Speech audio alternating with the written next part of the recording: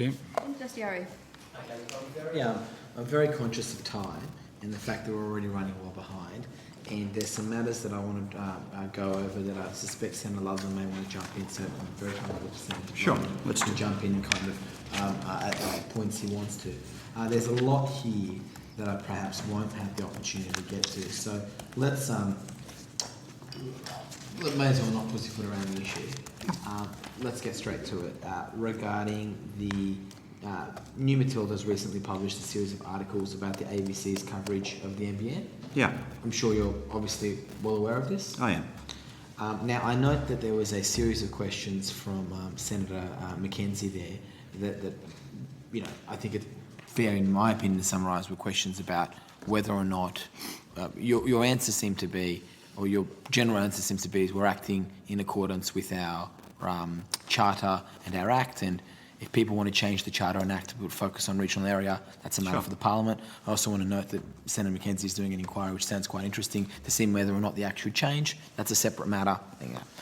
But the idea of independence is at the heart of the Charter and the Act, correct? Absolutely. Okay.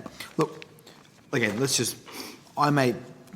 perhaps rather than me throwing a series of questions that are going to lead down, why don't we just kind of Sure, get you want to me it? to speak to the matter? Why don't you speak to it? Thank you, Senator. Look, I'm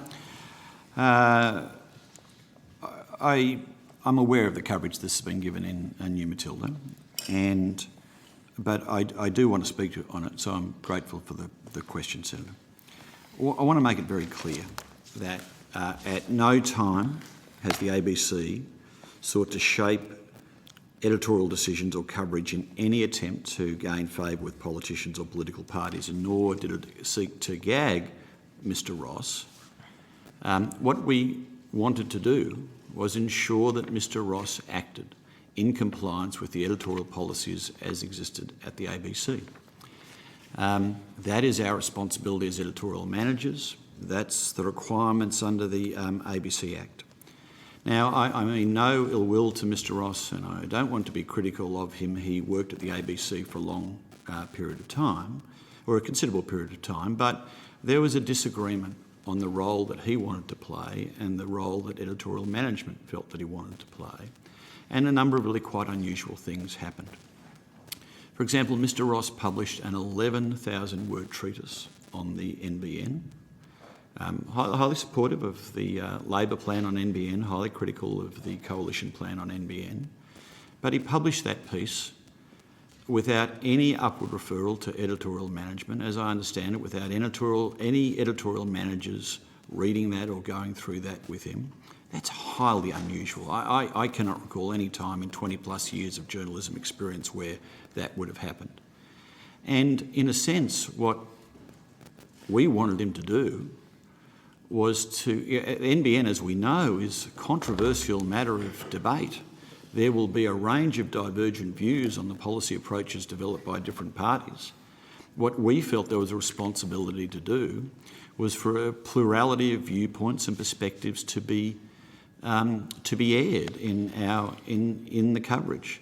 Now, and yes, there was conversations with Mr Ross to that effect. Now, I'm not going to get into the detail about the state of mind of someone, furtively taping a conversation with the manager, nor am I going to get into New Matilda's legal responsibilities of publishing illegally that tape.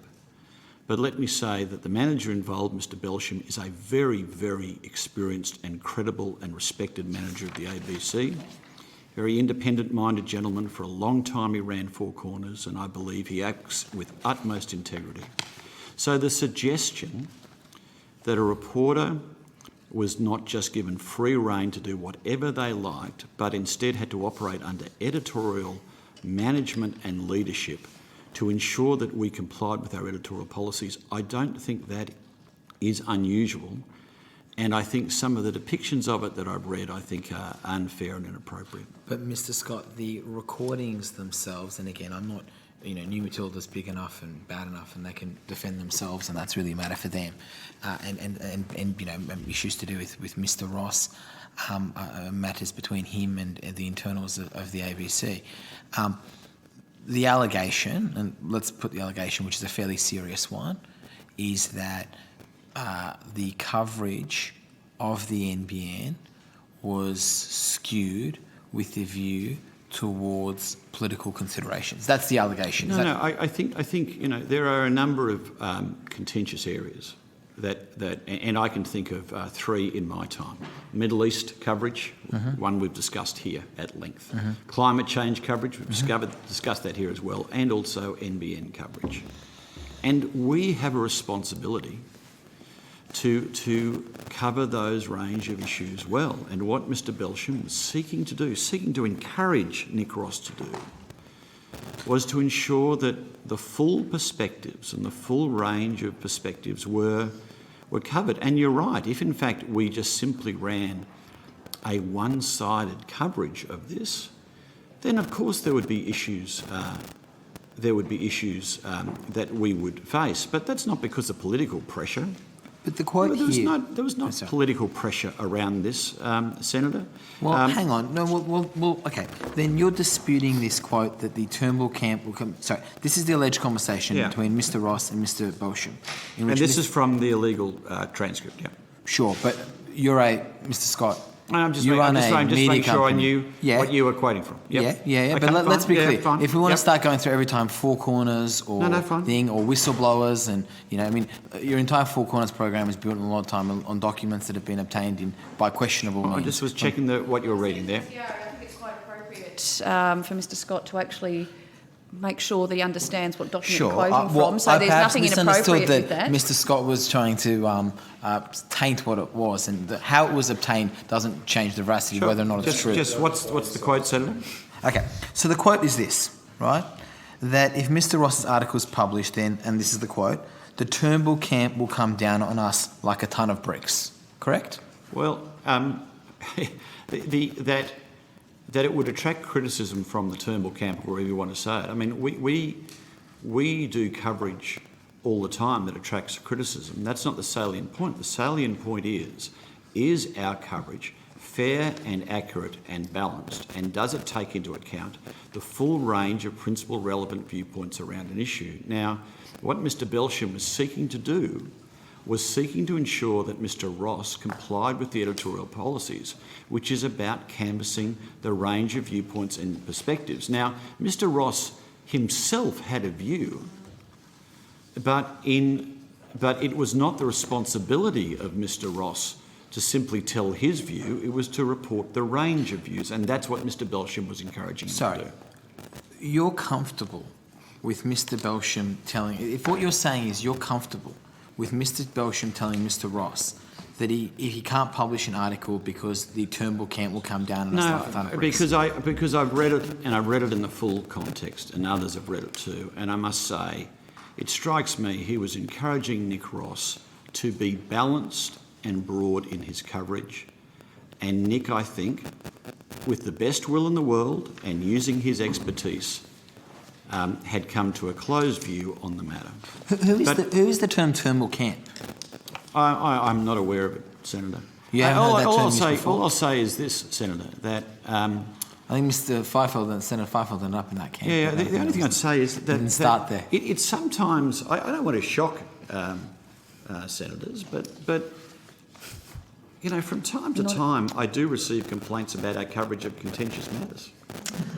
I don't think that's enough to shock us here on this side of the table, Present Mr company Scott. Present sides of politics, you mean? From all sides of politics, and knock me over with a fair. yeah, no, I've Well, signed. let's stop this again. But I think it's I think you're trying to dismiss what is a fairly serious but I'm trying to put it in some context, context, Senator. I must say, as I think the Prime Minister said the other day, his criticism of ABC's coverage...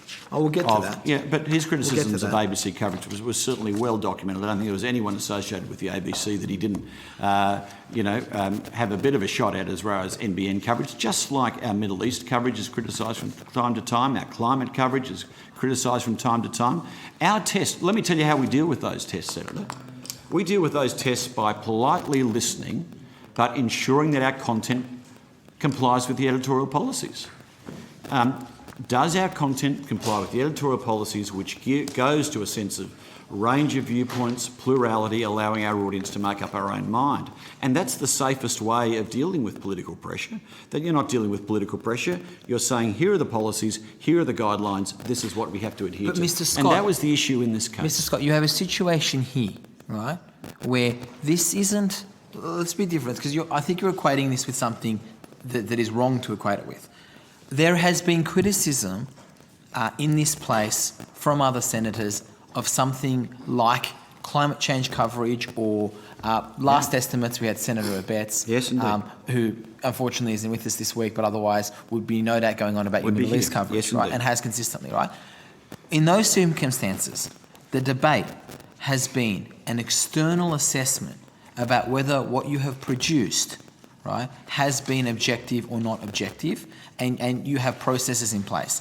The difference here is you have a journalist within your own team working for the ABC making a fairly serious allegation that they were pressured or told or were leaned on yes, in the production of a story. That is the difference here. Yes, So well, I don't care if it's about well, the NBN or if it's about climate change or it's about Israel-Palestine. The issue here is whether your internal protocols were appropriate in that. And that's the difference I'm seeing here. Well, with respect, Senator, I don't see a difference because fundamentally in contentious areas or in all areas where our journalists exercise their editorial judgment, they have editorial managers who have responsibility to ensure that we're in compliance with our editorial standards and guidelines. And it might well be, and Senator, believe me, in my long experience, there are times when journalists are unhappy. They want a story to run a certain way and editors disagree with that. They have a certain judgment and editors come to another point of view. What Mr Belsham was doing was saying that he disagreed with the approach Mr Ross was taking. He didn't think it complied with our editorial guidelines and standards, that there was a range of perspectives that needed to be brought to bear with the coverage, and he was insisting that Mr Ross do that, and that Mr Ross, in a heartfelt way, had his own judgment on the rights and wrongs of this issue. That's fine, and that was pretty evident by his 11,000-word piece, but that wasn't the role that he was employed to do. He's not an opinion commentator on this, Senator. It wasn't an opinion piece. But he was. We can go to the details of the piece. Yeah, but I'm Senator, trying to keep it above that and talk about the broader editorial issues. That. But, I mean, we can go through the his specifics role of the piece. was to report and curate the range of views and the debate around this matter, and that's what he was being urged to do. But Mr Scott, right, the implication... Firstly, since this has come out, and I might be behind in this, have you conducted an internal review? Are you conducting an internal review? No, Senator, we were well aware of this matter. I mean, we've looked at the transcript, news is across it. Mr Ross has left the organisation. We are confident around our editorial policies. We're confident in our editorial management. Okay. And, I don't accept the sinister overtones that some have placed on it. My point would be, Mr Scott, so is your answer no? You haven't conducted an inquiry? Not since this transcript landed. We've read the transcript. Okay. Who's we? Well, I've read it. I know other senior executives have read it. I know senior management and news have read it. So a decision Mr. about... Belsham, who was not aware that his conversation had been taped when he's trying to counsel the staff member to perform to the standards that we've set. He has read it as well, clearly. He's sorry? Well, he's read the transcript but he wasn't aware that it was there. So, Mr. Scott, when was the test? You're telling me the test is whether or not Mr. Belsham's comfortable with what he said. No. The Director of News has read it. I have read it, and others have read it as well. How would an inquiry happen? How does this happen when you have these kind of circumstances when you do an inquiry? It's not an inquiry. We haven't had an inquiry. Okay, but I'm asking why haven't you had an inquiry? Because I am comfortable in Mr. Belsham's judgment. I understood, and I had been briefed previously about the debate around the coverage. I also knew of the decision. That was part of a broader ABC-wide decision to end that website. We cut about 100 websites, and that was one. And I was aware that Mr. Ross had left the organisation. I thought I think our feeling is that there was a disagreement around this. Mr Ross has now left, and I'm not sure there's a whole lot more to investigate, quite frankly. Well, where I would disagree with you there, Mr Scott, is firstly, public broadcaster with public funding. Yes. Secondly, when you have the seriousness of the allegations that have been made within the organisation, I accept that you cover news. News is contentious. People externally will be happy or unhappy with coverage, and the use of a word, especially when it comes to passions on different issues, result in very, very different views, and that's what makes what you do so exciting and fantastic and brilliant, and also at times controversial, right? I accept that. Yes. And that's why you've never had me come here and complain about necessarily kind of coverage per se. The difference here is, here you have a journalist, right? And yes, you're right, the recordings may or may not have been legal, and they may not have been legally obtained. I think that's a secondary point. Sure. I think the ABC has run so many programs and shows based on whistleblower information. And I'm not making a thing of that Right? today. And frankly, whether you agree with him or not, or you think he's right or wrong, clearly Mr Ross comes at this himself with the perspective of being a whistleblower. Now, people can have different views on whistleblowers. Not all whistleblowers are correct, I accept that, but I tend to... And I'm not making any comment on Mr Ross personally. If there is then one of your own journalists come to the conclusion or feel very strongly that they feel that they then release tapes, which ends up resulting in senators and public confidence being questioned, I don't think it's an unreasonable request then to make, to say then, isn't the best way of handling this? The same way, by the way, when there was controversies regarding a matter like the, I'm going to pronounce his name wrong, the Q&A kind of scenario, where ABC turned around and says, okay, we are a public broadcaster, to misquote, Caesar's wife, you have to be purer than pure, and public perception is so important. The best way of handling this is to place it in an independent process to give everybody confidence. I don't understand why that would be a bad thing to do. Let me just clarify one thing I said earlier, because I am constrained, Senator. There has been no subsequent review that has been commissioned since the release of the tape, but there have been internal processes underway prior to that I'm not in a position to speak to. I think, finally, the trustees of the ABC's independence and editorial standards are matters for the ABC board, and finally, on this matter, the ABC board will come to a judgment on it. You said two separate things there, Mr Scott. Just want to check you out. You've said that, okay, it sounds like what you're saying, and there may be a reason why you're being careful about what you're saying here. It sounds like what you're saying. I wasn't aware of this issue with Mr Ross until the New Matilda articles. You seem to be saying you were aware of this issue well before then. Yes. Yeah. You're saying you had conducted an internal process. No, I'm not going to talk about the internal processes, Senator, and I have my reasons for not detailing that. What I'm saying to you is that on the subsequent publication of the New Matilda material, and everybody reading that transcript and some of the commentary that's emerged, particularly from New Matilda since then, has the ABC set up a new inquiry into that matter? No, we haven't. I read that transcript. I know Mr Belsham. I am confident that our standards are high. I am confident that he was seeking to encourage a staff member to fulfil the requirements of the editorial policies. And I back Mr Belsham's judgment on it. Now, others will come to their own view on it, and if the ABC board wishes to pursue the matter with me, then they will do that in appropriate time. And Mr Scott, I know Senator Ludlam's jumping in. He wants to kind of say a few things about this matter. And again, I'd like to go into, there are quite a few specifics that we can go into. I'm trying to keep it kind of as a broader kind of debate about kind of independence. I mean, I could, about who's who at the ABC at the time, about who your head of corporate affairs were, and all these kinds of matters we can get to. But the broader point is, surely, right, it seems that, Mr. Scott, you're saying that you're confident because of information that you have that the public doesn't have.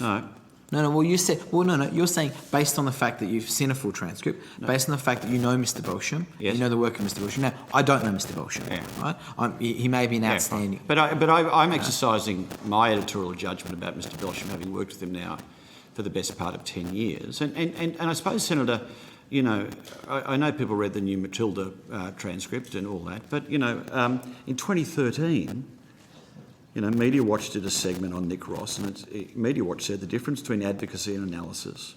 You know, that's what he wrote about, and said that Ross is an advocate, and it shows. So the fact that it is not a surprise to me when this is released that there is a debate over the role that Nick Ross wanted to play, the role that we wanted him to play, the role that we felt he had to play, working as a journalist at the public broadcaster. It's a very different role to working as a technology blogger, and for a website, and just a different role. And so I think, Senator Sciarra, you've had 20 minutes on this issue now. Senator Madigan's been very patient here. So, well, I think Senator Ludman's got. I'll do one more question, and then Senator Ludman's got on this on the same topic. But and then I will want to come back to this, but I'm happy to give other people some opportunity. Okay. Have you got one on this? So, Mr. Scott, none of what you have said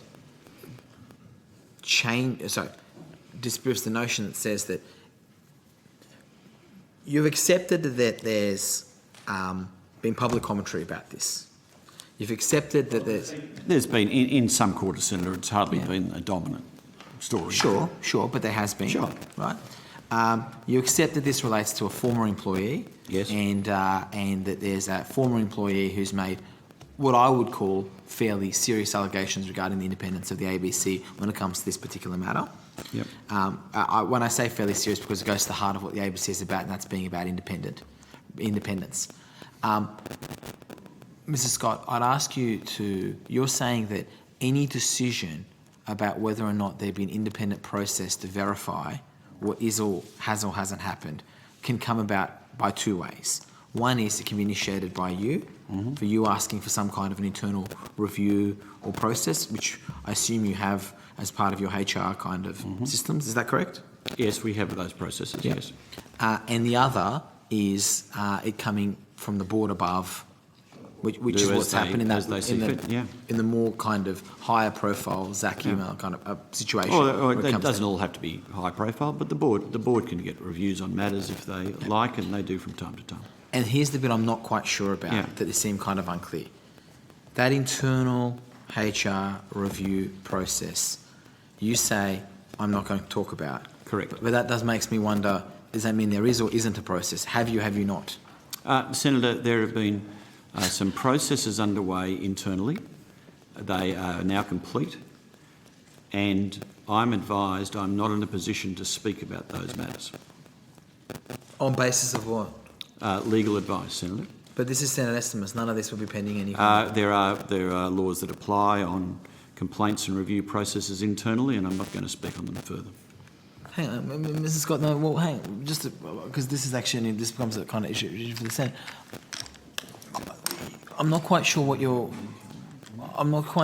the basis for immunity here is. Public interest. I'm not sure what is the public interest immunity test. I'll have to take that on notice, Senator. I'm telling you what I've been legally advised to tell you, and there's nothing more I can say on that matter. But Mr. Scott, okay, just want to put the ridiculousness of kind of where we're at now. There are provisions, Senator, that safeguard people who make complaints, and I respect those provisions. Sure, but this is Senate estimates. Yes. You can't come and say public interest immunity and not say what the public interest immunity is and say we'll just get back to you on what the immunity is. Minister, Senator Sciarra, Mr. Scott is within his rights to take that on notice and consult further before he comes back with the answer to your question. But he's not in a position to claim public interest immunity without stating the reason for the public interest immunity. But that's what I'm saying. He's absolutely entitled to take that on notice and come back with that answer. Well, what is it that he's taking on notice? I'm taking on notice the advice I have, the detail that I can provide you with. Okay, on the so what you're taking on notice, okay, there's two different things, because you can't take on notice what his public interest immunity is. Is that No, correct? but he's coming back. No, I understand. I understand Mr. Scott saying he is taking that question on notice to actually consult Yes. why it is, why he's making a claim for public interest immunity, and he will come back and advise. Well, no, that can't be what Mr. Scott's taking. Mr. Scott can take on notice the question about what information he does or doesn't want to. So he's taking on notice the question of, was there an internal investigation? Was there an internal review? What was the outcome of that internal investigation? What was the outcome of the internal review? And I'll put a few more on. When did it begin? When did it end? And if there is a claim of public interest immunity, that'll be made at a subsequent time with the reasons. Yes. Yep. If there is. So just to confirm, Mr. Scott, you're taking the question on notice so that you can further consider any issues of public interest immunity before you come back with a response to the question. That's correct. But you're not Thank you. claiming public interest immunity, you're claiming... No, I'm going to take on take the question on notice. notice. That's a difference there. Okay. I've got a bit more on this, but I know... Thank you, Senator. I'll come back to you, Senator Dastiari. Thank you. Now, I understand I will... Senator Back wanted a very quick Senator Back, intervention. yes, if you've got that... Yeah, thanks, Mr. clarification. Scott. Look, just with regard to your suggestion of the letter of the 11th of December, my staff have checked. We can't find anything in the correspondence scans, the mail log or the email inbox, so I'd be appreciative if Well, if only Australia Post was still to come, Senator, we could have There put you it to go. them. If only they would we have will come we will there. get it to you. Would you do that? Yes, indeed. Thank you very much. Good. Senator Ludlam, on this issue, and then On I'll this come back issue. to you for more fulsome questions That's later. great. I appreciate that. Yeah, I think it probably makes sense to just dwell here while we're here. Thanks for your answers thus far, Mr. Scott.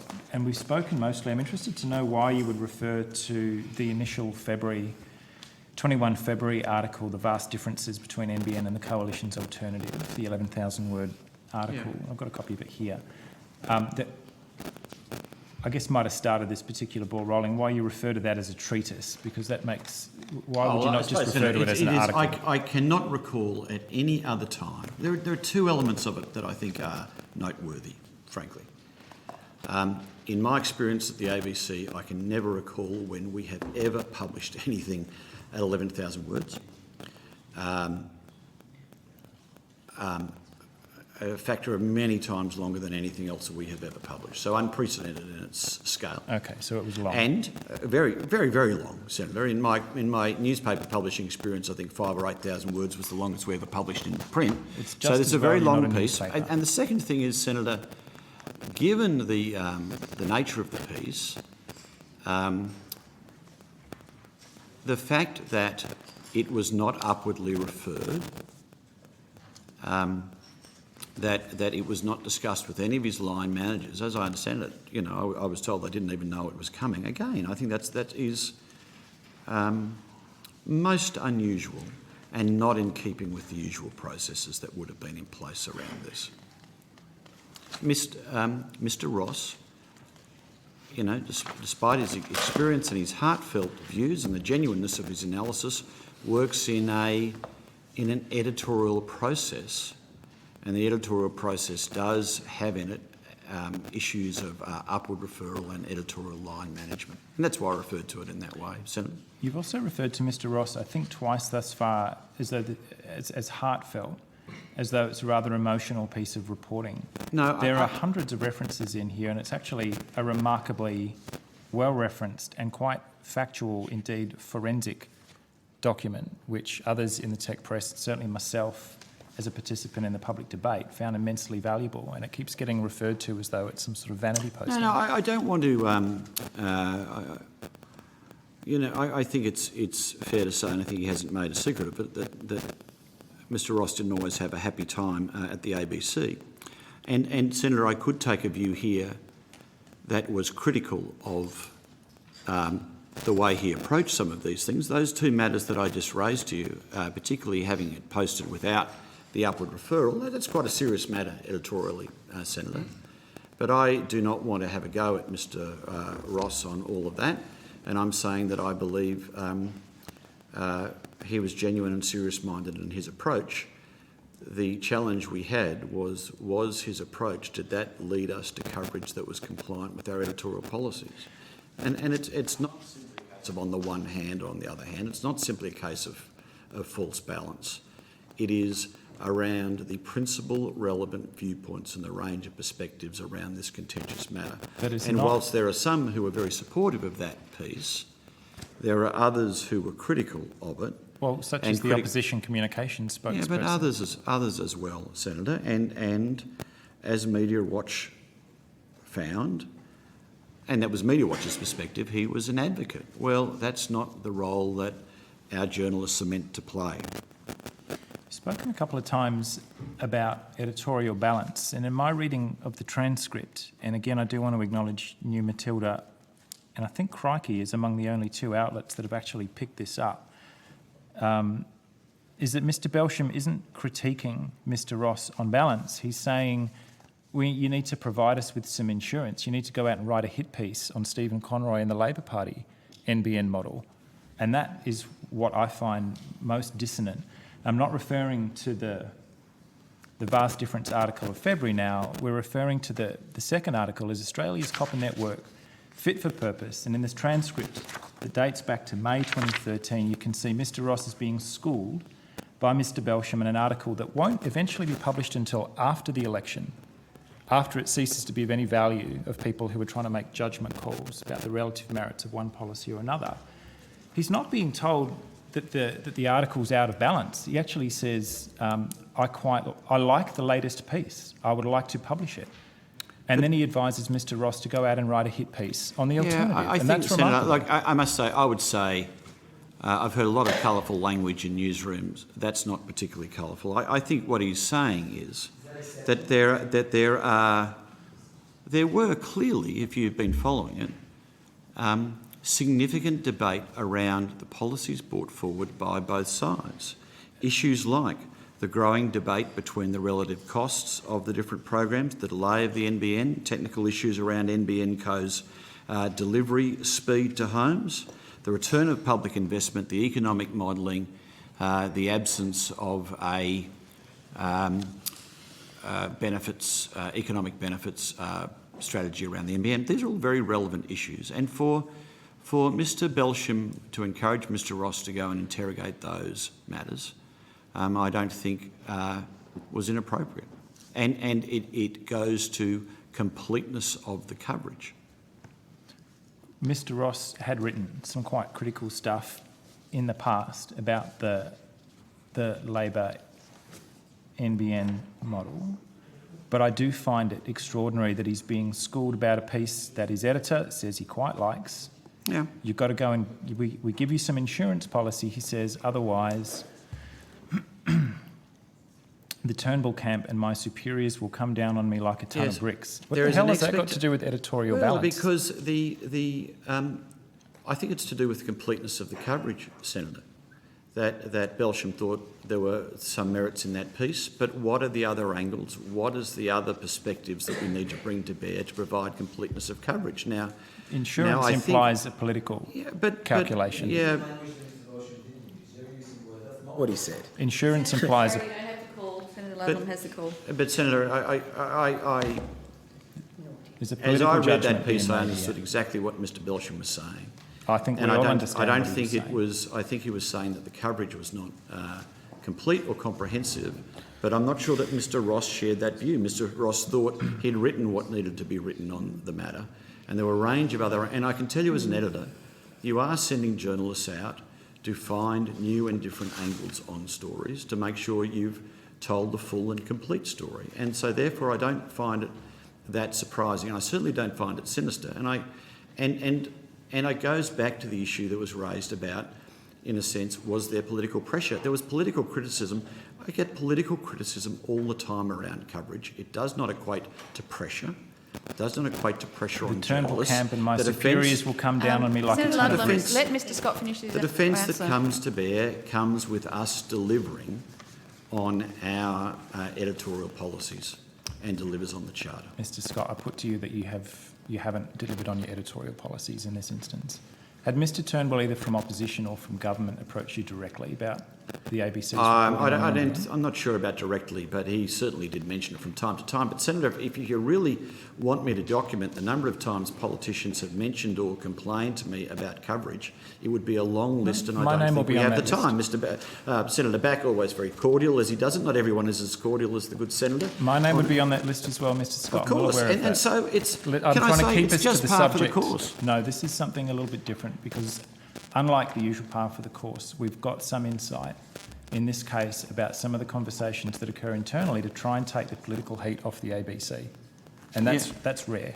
Yeah, the political heat comes off the ABC, Senator, and the defence that I can run here is if we are delivering within our editorial policies, if we are delivering the principal relevant perspectives, or if we are delivering complete coverage, and that is the defence, Senator. And if in fact we cannot demonstrate that, then there will be consequences to that, no matter who is in power, no matter what is the committee. The defence is that we meet the editorial requirements, and that's what we're looking to do. Now I think we're getting close. So, in your view, why was that second piece? Is Australia's copper network fit for purpose? Mr. Ross is of the view, on the basis of the evidence that he spent a fair bit of time going over, that it's not. He goes through material that came to one of the Senate standing committees, fair bit of research. Why was that piece held up from publication? I'd have to check. I don't have that advice on that, Senator. Well, that is what this whole question hinges on. It's that piece that I was ready to run I in can May. take that on notice, Senator. I'm sorry, I don't have a detail on that chronology. You're aware of the article that I'm referring to? I think I've seen that article. Well, it's the one that is referred to in the tape recording. Not the first one that caused the Media Watch and the Australian and the News Corp press to go on one of their character assassination ventures, but the one that is being schooled on in this recorded conversation in May. Yeah. That piece was held up for 6 months and wasn't published until about a fortnight after the election. I'll come back to you on that, Senator. I'd appreciate that. I'm happy to yield to Senator Dastyari and we'll come back to this a bit later. Now, hang on, thank you. I don't. It's very polite of you to all yield to each other. However, Senator Madigan has been very patient. So, Senator Madigan, you have the call. Thank you, Chair. Thank you, gentlemen. Mr. Scott, does the ABC have a policy or a general editorial directive on how it reports on renewable energy matters? Not a specific policy on that matter, Senator. But we have editorial policies that apply to how we cover any and all editorial matters. And I'm happy to provide you with a copy of those editorial policies, and they're posted online. Right, appreciate that. In 2011, the ABC 7:30 report aired a Quill Award-winning investigation by Cheryl Hall into the problems being reported at the Walbra Wind Farm in Victoria. A constituent of mine telephoned Cheryl Hall to thank her for her quality reporting. She said, "I'm glad someone thinks so. We've just received a directive that we are not to present renewables in a bad light." I ask you again, does the ABC have a general editorial directive or policy? No, they don't, Senator. There's no policy, there's no guidelines on the covering of renewables. We cover that as we do under our editorial policies, and I can tell you, Senator, that I don't recall the program, and I've never heard that statement made before. So Cheryl Hall's got it wrong, and well, Senator, wrong? You're relaying something second-hand there, Senator. I'm saying I've never heard it before. We would need to go and check these matters, so I can't possibly comment on it. Thank you, Chair. That was very quick. Thank you, Senator Madigan. Senator Dastyari. You made reference to what the Prime Minister said publicly, I believe, in question time, when he said, "I have on several occasions complained very publicly and openly about the ABC's coverage about the NBN issue, in particular and most notably in the lead up to the last election, where I felt the ABC's coverage of the issue was very poor and lacked balance. I've said exactly the same thing privately as I've said publicly." You're aware of that comment? Yes, you made reference to it. Yes, yeah. Okay. So, does that mean? Am I reading this right, saying that the former minister, who's now the Prime Minister, spoke to you about this matter privately? Yes, that would be right, sir. Okay. Yeah. So as the Shadow Communications Minister, you and he had a direct discussion regarding Mr. Ross? I don't think... No. I can't recall specific conversations about Mr. Ross. The main thing I recall about Mr. Turnbull's criticism of the ABC was that he thought we should have used our foreign correspondence more around a range of policy matters to do international comparisons of big issues in the lead up to the last election. And he couldn't work out why we didn't use them in that way. But Mr. Scott, that's not what... But you asked me, Senator, what he talked with me about. I'm saying my recollection of him, and I believe he said the same thing to other people at the ABC, was that he felt that we did not get enough into the deeper policy substance around the NBN, and that he felt that we should have used our international correspondence more. And I don't recall, Senator, a conversation with Mr. Turnbull about Mr. Ross. Okay. Do you recall conversations with Mr. Turnbull where he said to you that ABC's coverage of the issue was very poor and lacked balance? Yes, I remember. Well, I certainly remember him being critical of the coverage, but on the issue of balance? No, my recollection of it more, Senator, was that he felt that we should have done more and more in depth. That's my recollection. Okay, so you don't recall, because, I mean, these are the Prime Minister's words, not mine. Yeah. I felt the ABC's coverage of the issue was very poor and lacked balance. Well, he certainly thought it was poor. I don't recall the balance thing in particular, Senator, but he was critical of it when he met some senior executives after he became Prime Minister. I think he was critical of it in public statements. I think he may have been critical of it in a Okay. Was he critical of it and this is in the, I mean, look, I'm not talking about post-election analysis here when he was the Minister, but I'm using his words, most notably in the lead up to the last election. I remember in the lead up to the last election, he did suggest that we use our foreign correspondence more to cover the NBN and other issues. And we did little bits at 7 o'clock, but yeah, that was my main recollection of him. But I must say, overwhelmingly my discussions with him were not to do with NBN coverage. Okay. Did you ever have a discussion with him regarding Mr. Ross? Not that I can recall, so. Did you ever have a discussion with the ABC's Head of Corporate Affairs at the time, Miss Sally Cray, about Mr. Ross and the coverage? Not that I don't recall conversations with her about that, but I wouldn't really talk with her about content issues too much, no. What would you talk to Miss Gray about? Well, there are a lot of corporate issues that she was... she was Head of Corporate Affairs, correct? Yeah, she was. Okay. Prior to being Head of... Correct that, no, I was Head of Corporate. Mr. Mr. Miller. Sally worked for me, she was Head of Media Relations.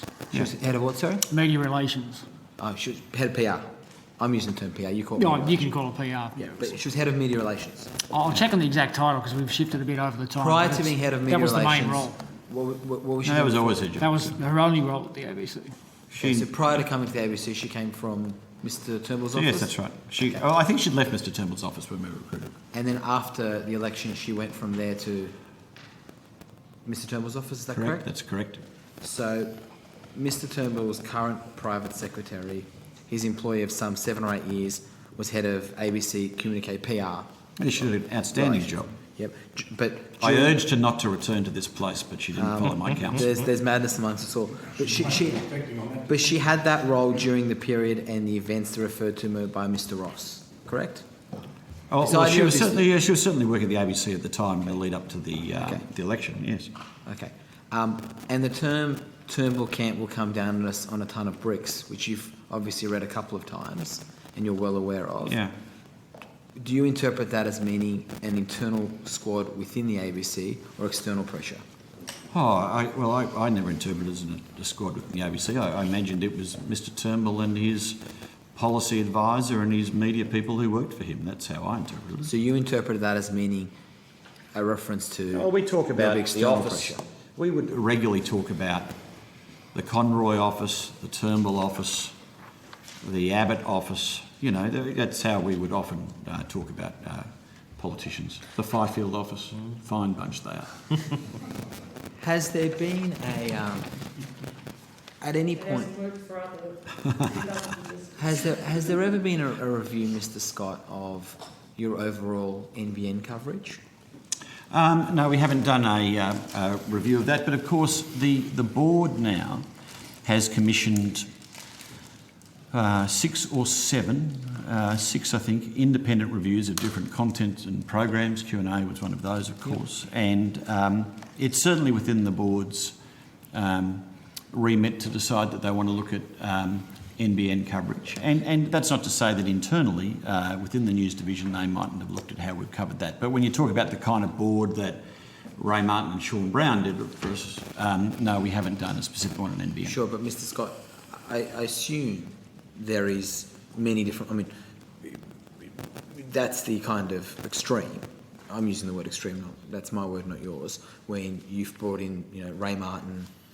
No, we're doing 4 a year, and we do them at big issues. So we do one on the budget, we did one on the free trade agreement, we did one on the higher education reforms. We do them on big substantive issues. I don't think it's extreme at all. It's just part of the work that we're now doing. Okay, and you're saying that would be a decision for the board. Yeah, the board commissions. But you're saying you also internally have processes to do those kinds of reviews, or no, not on content? No, we do. From time to time, it's not as structured and formal as the board ones, which happen externally, but they will look at programs and program coverage from time to time. Does the board come to you for advice on whether or not it's a warranted or necessary?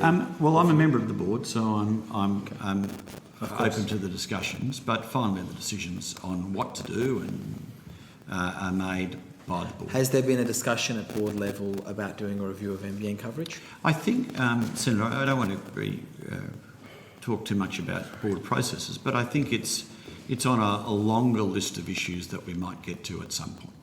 Do you feel that that's changed as a result? That'll be a matter for the board's discussion, Senator. When is the next board meeting? That's Thursday, Senator. Thursday, so the day after How tomorrow. serendipitous. Yes, the day after tomorrow. It's a big week for us. So the day after tomorrow, the board will meet, and the board at that decision can make a decision about whether or not. That doesn't necessarily follow, Senator. They commission for a year. There are some that are returning, and I cannot say whether the board is commissioning another review at this board meeting. No. I said no. So you can't cross it. What I'm saying is, you have a board meeting on Thursday. Yes, there's board meetings. At that board meeting, the board can decide, should it choose to, and they can choose to do neither of these two things. Of course they can. Yeah. They can choose to have a specific look at the entire Nick Ross matter and the matters that were raised by Nick Ross. If they chose to. If they chose to. And then it could also decide, should it choose to, have a review into the overall coverage of the NBN, which is the broader issue that has been touched on by Mr. And what Ross. they have done, the only thing I'd say on that, or they might just choose another topic, or they may choose that they have enough in the pipeline at the moment. What they've regularly done, though, up until this point, is they pick a period of time and look at coverage for a period of time. So we look at higher education coverage over 6 months. We look at the free trade coverage over several months. And that's in part so we have all the relevant material on the matter. And we've done many, many stories on the NBN. So I would think it's highly unlikely that we will go back and look at years and years of NBN coverage, but we'll take a snapshot. But Mr. Scott, it appears that the board would do this there appears to be two separate purposes why the board would do this, or when it's done this in the past. One is for general good practice of auditing. Every once in a while you pick a section, you audit it for the purpose of making sure there's coverage and transparency. So one's a standalone audit for the purpose of good governance, and another one is to address what may or may not, in the opinion of the board, be community concerns. Well, so the Zaki Mallah matter to be... No, but you're wrong, Senator, because the Zaki Mallah review, the Q&A review was commissioned prior to the Zaki Mallah event. Okay. We had decided that we would do Q&A. It was a big program, big audiences, controversial topics, debate, understandable. and so let's take a look at it. We decided to look at 6 months of programming. And then that review ended up, though, in part looking at the specifics around that event. No, it didn't look at that event. Senator Daciari, I just intervene here for a moment. I will bring you back to your comments to me as Chair at the very beginning of this hearing today, expressing your desire to be succinct so that you could afford your colleague maximum time this evening. Now, I am very comfortable about how we use our time today, but I would just point out we've got afternoon tea break in 20 minutes. And we've still got at least another 20 minutes of other senators who've got questions for Mr. Scott. So I would just bring that to your attention because that'll put us an hour and a half behind schedule. And I know there's a lot of questions for the people who've been waiting very patiently here from the arts community. So, as is your right, you can take the time that you want with Mr. Scott, but I would just remind you of your offer this morning. Chair, you have been incredibly gracious. We've just got the 10 cultural institutions. I have a lot more questions on this matter, Mr. Scott. I will attempt to place them all on notice. I'll just go through and see if there is one or two others that I want to ask on this, but otherwise there is quite a bit here to place on notice. But I do note it does seem to be, it seems to be where we're getting to the conclusion of is that it seems to be the broader issue answer that Mr. Scott appears to be giving, which I think is where we're at, is that these are now matters that the board may or may not choose to take up on Thursday. I would just simply add to that. I think I want to put on the record my respect for Bruce Belsham. What about your respect for Mr. Ross? Well, I've already made comments about Mr. Ross, but I want to put on the record my respect for Mr. Belsham,